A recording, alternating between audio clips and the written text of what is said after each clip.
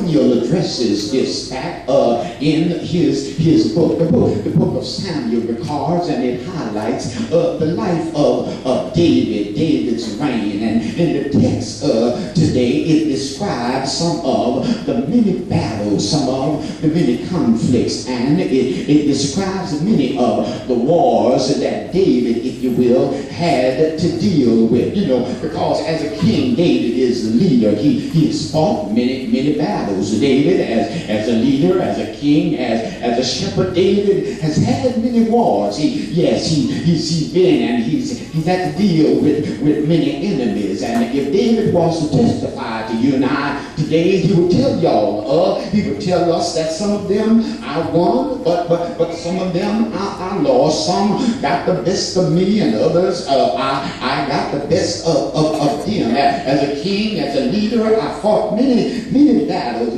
The experience that I gained, though, it gave me a stronger faith in God. He declares, y'all hear him, if you will. David declared and says, since the Lord is my shepherd, I shall not want. He says that I've been through the valley and the shadow of death, but I don't have to fear any evil, because my testimony is that it wasn't because of how big and bad and bold I was, but because the Lord was with me. It was David who declared that, yes, I have enemies, but my focus is not really upon my enemies. My focus is upon my ally, because I understand that the Lord is my life and the Lord is my salvation. And it does not matter how big and how bad they are. I know that if my focus is on him, I need not fear them, because the Lord is the strength of my life. Can I pause to tell you here in a little while, if your focus is the Lord, there's nothing that can deal with you, because God is always in control. David talks about his experiences. He started out as a little shepherd boy, but he's no longer that little boy now, because he's had some experiences that have taught him that he could trust God. When he writes Psalm 23, and when he writes the Lord is my shepherd, and when he writes Psalm 27, even his failures, he talks about, when he had fallen, that the Lord had purged him with hyssop and made him clean. But it was all because of the experiences that he had, and how he looked at how God had brought him from point A to point Z. And can I just pause a little while to tell somebody in here, that's why it's not good to look at somebody with an envious eye. That's why it's not good to be jealous of folk, because you see where they are. You see what they got. You see where they are now, but you don't realize where they have come from. You don't realize what they've gone through to get to where they are. Yeah, you see the house they live in, but you don't know what it took to get it built. You see what they're riding in, but you don't know what they have to get to the ride. You see what they're wearing, but it's not good to be envious of jealous, because you don't know what was involved. You don't know what they had to deal with. You don't know what they had to put up with. You don't know the headaches and the heartaches and the disappointments and the discouragements and the sacrifices and the commitments that they made. It's easy to be like Peter, James, and John. You say, Lord, when you get to your kingdom, can you grant that but my son will sit on your right hand side? But in the words of Jesus, you look at him and say, yeah, you can, but can you be also, can you put up, can you go through? Don't look at somebody and say, don't get angry, don't get upset with me. You don't know what I have to deal with to get to where I am. David, if you will, he's gone through now, and the Philistines, they're interesting, because these Philistines were the pain in the side, if you will. They for Israel. The Philistines are Israel's principal. They are Israel's chief enemies. They Oh, they had many others. There were the Edomites, and there were the Amalekites, and there were the Amorites, and the Canaanites. There were the Edomites, and the Girgashites, and the Hittites. There were many enemies that Israel and David had.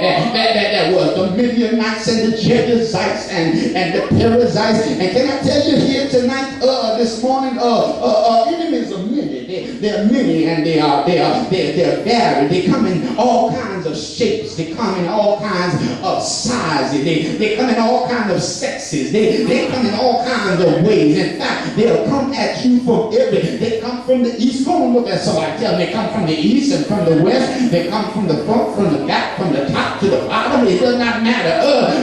But the Philistines perhaps was, out of all of the enemies that Israel faced, the Philistines just happened to be the biggest. They happened to be the baddest. They happened to be known for their size. In other words, even though the Edomites, the Amalekites, and the Hittites, and the Girgashites, and the Jebusites, and the Perizzites, and all these other ites were enemies to David and Israel, and they were formidable foe. It was something about, if you will, the Philistines.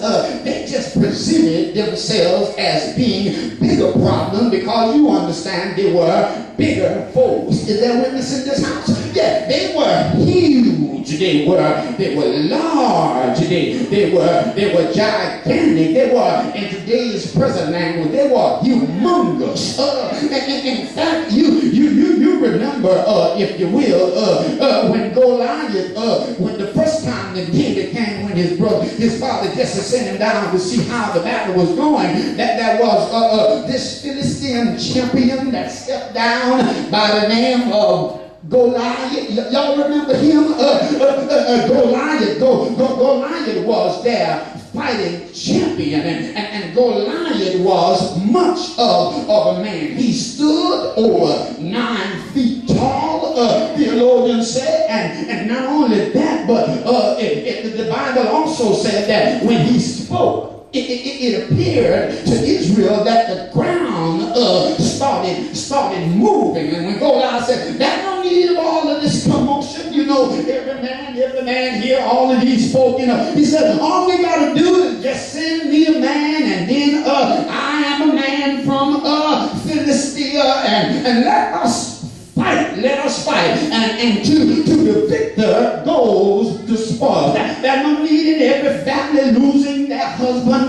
No, give me a man. And the Bible said that when they saw the size of Goliath, I wish there was a witness in this house, and when they heard his voice, the Bible declares that all of Israel, all the fighting men, you know, all the men that had joined in for war, all the men that were buff and were chiseled, when they saw the size of Goliath, the Bible declared that they began to run for their lives. That's amazing, because even Saul, who happened to be king at the time, the Bible says was head and shoulders above every other man in Israel. And even Saul, the king, when he saw the size of Goliath, the Bible said he ran. Look at somebody, tell him he ran. And it was then that David happened to hear, David happened to hear these threats that Goliath was making, because his father had sent him down there to see how the battle was going. Can I tell you something? I don't care how many Goliaths there is, God always has somebody that is bigger and better.